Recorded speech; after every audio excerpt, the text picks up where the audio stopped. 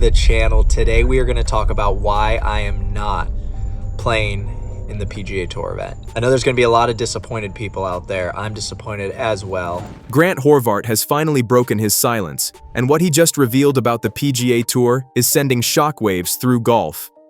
After weeks of viral speculation, questions, and heated debate, his words may completely change how people see the tour and the creators challenging it. In this video, we break down what he said, what really happened, and why it matters before it's too late. Invitation declined. Grant Horvart just did the unthinkable. He turned down the PGA Tour. Not because he wasn't ready, not because the competition scared him, but because the cameras couldn't come along for the ride.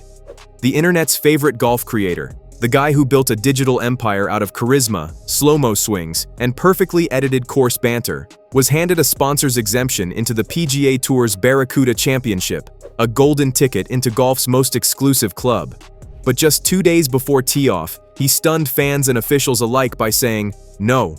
Why? Because the PGA Tour told him he couldn't film. And for Grant, that wasn't just a deal-breaker, it was an identity crisis. Asking Horvart to play without cameras is like asking a chef to cook without taste buds. But we're going to explain exactly why we couldn't make it happen. But first off, I want to give a huge thank you to the Barracuda and everyone involved in the Barracuda for believing in me, believing in the YouTube golf world. They saw the vision there, so I really want to give a huge thank you to them for even extending the invitation to me in the first place. It all felt like a celebrity cameo turned corporate. The PGA Tour's rulebook doesn't bend for anyone. No filming during play, no production crews inside the ropes, no exceptions for influencers. Those rules aren't personal, they're contractual. Multi-million-dollar broadcast deals tie every swing, every sound, and every second of play to tightly controlled media rights. The tour's position is simple. Exclusivity keeps the lights on. But Grant's rebuttal was brutally modern. The only reason I'm in this position is because of YouTube. If I'm playing, we're filming. And that's when golf Twitter imploded. The fandom split in two. One side hailed him as a visionary, the creator who refused to trade authenticity for access. The other side mocked him for walking away from the dream of a lifetime. Bro, you just turned down the PGA Tour, they said, like he dropped the crown mid-ceremony. Media outlets pounced, calling it a culture clash between the old broadcast aristocracy and the rising class of creator kings. In that moment, it wasn't about golf anymore. It was about evolution. The collision of two worlds, legacy and live stream. So the question hung heavy in the clubhouse air. Will the PGA Tour adapt to creators like Grant Horvart, or will it cling to the past until the internet leaves it behind? Like and subscribe, because this fight's just getting started. Sponsor politics. Let's clear something up before the rumor mill keeps spinning. The PGA Tour didn't personally invite Grant Horvart. This wasn't some secret handshake from golf's gatekeepers. It was a sponsor's exemption, a golden card offered by the event's sponsor, Barracuda, not the tour itself. Sponsors can pick a few players they think will boost the event's attention, and Grant, with his millions of loyal followers, was a marketing jackpot. But here's the kicker. Once a player accepts, the PGA Tour's media rules still apply. Translation: Barracuda could extend the invite, but the tour still holds the camera keys. So the reason I will not be playing in a PGA Tour event is due to the rules and regulations around media rights and filming during tournament play of a PGA Tour event. Grant was pumped at first. Around that time, he filmed content with Scottie Scheffler, yes, the world #1, a sign of how mainstream his YouTube empire had become. But the excitement dimmed fast. Once his team realized they'd lose filming access during play, the dream started to look more like a trap. Scheffler, ever the gentleman, gave him friendly advice to go for it, but even his tone hinted at the obvious. The tour's media ecosystem doesn't bend, not even for rising creators. Behind the curtain, sponsors whispered. Local and tech brands quietly root for influencers like Grant because creator content drives engagement. Young fans, viral reach, merch sales, all the good stuff. But the PGA Tour isn't in the good vibes business. It's in the broadcast exclusivity business.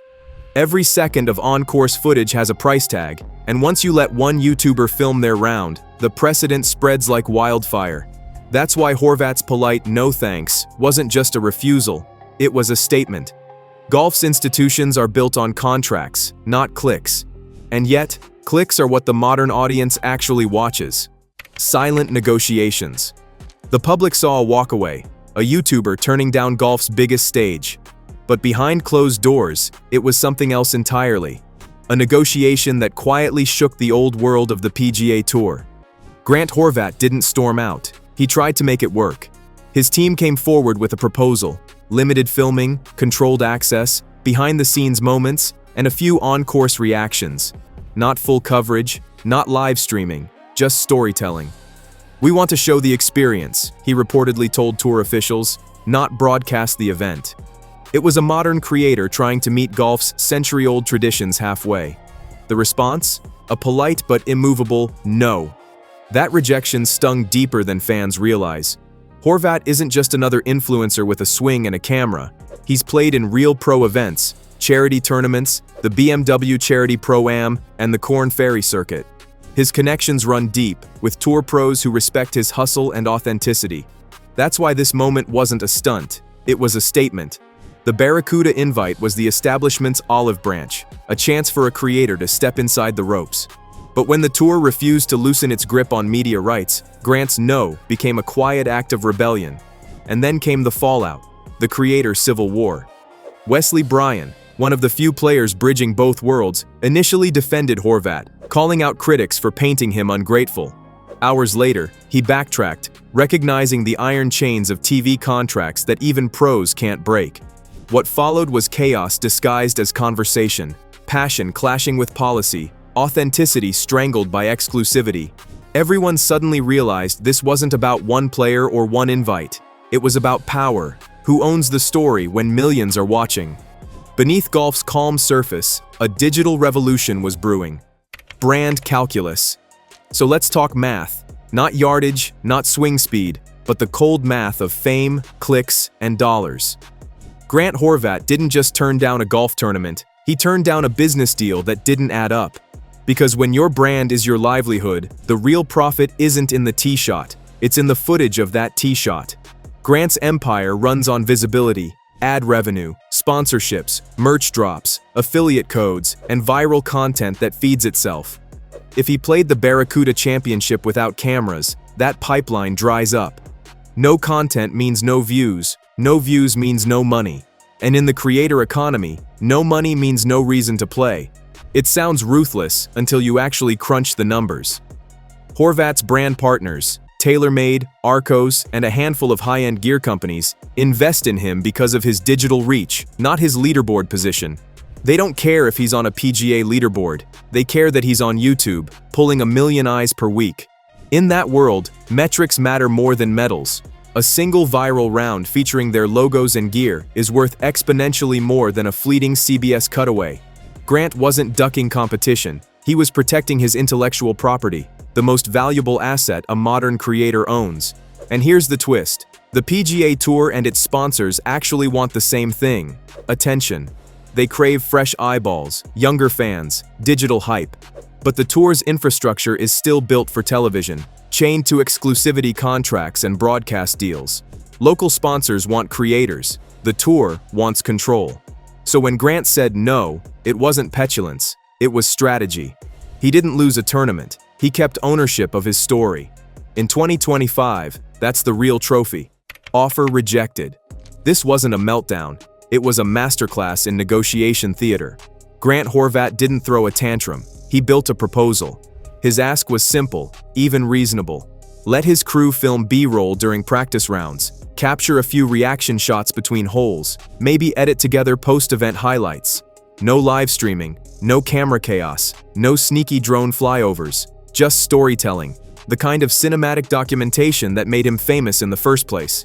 He even offered to delay posting the footage, respecting the PGA Tour's broadcast windows. That's what creators do in 2025, they adapt. But to the PGA Tour, even that was too dangerous. Their contracts don't speak in creativity, they speak in clauses. And every clause screams one word: exclusivity.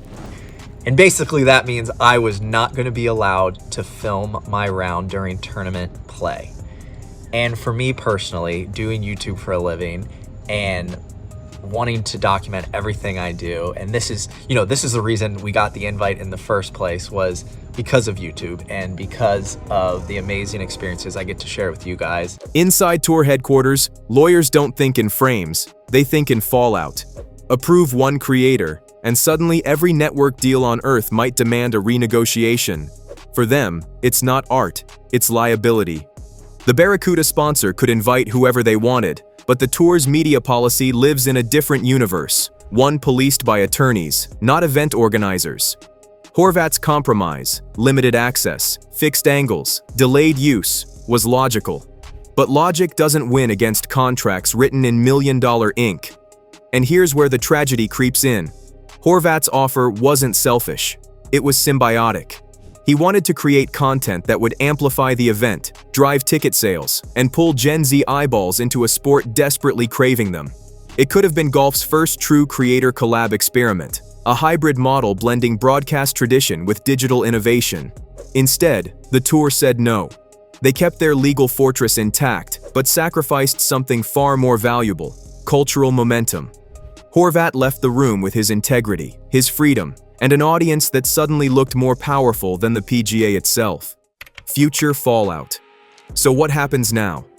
In the short term, Grant Horvat walks away as the cool rebel who told golf's establishment, no thanks. The decision instantly split the industry. Creators saw him as a visionary, the first influencer to stand up to the PGA's old-school gatekeeping. Traditionalists, meanwhile, saw arrogance, a YouTuber turning down a professional stage that millions of players dream of reaching. But here's the twist. Both sides are right. Grant's decision wasn't about rebellion for rebellion's sake. It was about control, ownership, and the direction of the sport itself. And long-term, this might be the moment that forces golf's biggest institutions to evolve or risk irrelevance. But I am hopeful that sometime in the future we will be able to play in a PGA Tour event. I don't know which one it will be, maybe the Barracuda next year, and document and film the entire thing to share with you guys, because I know what I'd be feeling teeing it up in a PGA Tour event, and boy do I want that on camera. Because the numbers don't lie. Creator-driven golf content, from YouTube rounds to influencer tournaments, is pulling in younger, more global audiences at a speed the PGA Tour's television model simply can't match. Fans don't want polished post-round interviews. They want on-course reactions, friendly rivalries, and personality. The PGA Tour knows this. Sponsors know this. The question haunting every executive meeting now is, how do you modernize without detonating billion-dollar broadcast contracts? Industry chatter hints at quiet experiments behind the scenes, pilot programs where creators could film under delayed release clauses or shared revenue frameworks. Essentially, testing a middle ground where creators retain their authenticity while protecting broadcast exclusivity. It's the next evolution. Creators not as outsiders, but as co-rights holders. Live Golf, ever the disruptor, has already embraced this model, allowing flexible filming and social integration, and the viewership spikes speak for themselves. And the whispers are getting louder. Sponsors are reportedly floating hybrid invites, spots reserved for creators with filming privileges under tight oversight. Imagine tournaments where content creators coexist with pros, producing cross-platform storytelling that benefits both. The Barracuda fiasco could become the prototype for this model, the test case for golf's digital future. Because here's the truth. In 2025, attention is the currency. Broadcast ratings fade, algorithms rise, and Grant Horvat just reminded the golf world of a brutal new reality. If you can't control the content, you don't control the conversation. Grant Horvat didn't just walk away from the PGA Tour, he walked into a bigger conversation. The clash between legacy institutions and digital creators isn't going anywhere, and golf might be the next battlefield. Whether you see him as a martyr for modern media or a fool for skipping his shot, one thing's certain, he changed the conversation. The cameras may have stayed off that week, but every lens online turned his way. Like, subscribe, and stay tuned. Because in the world of golf and content, this is only the opening drive.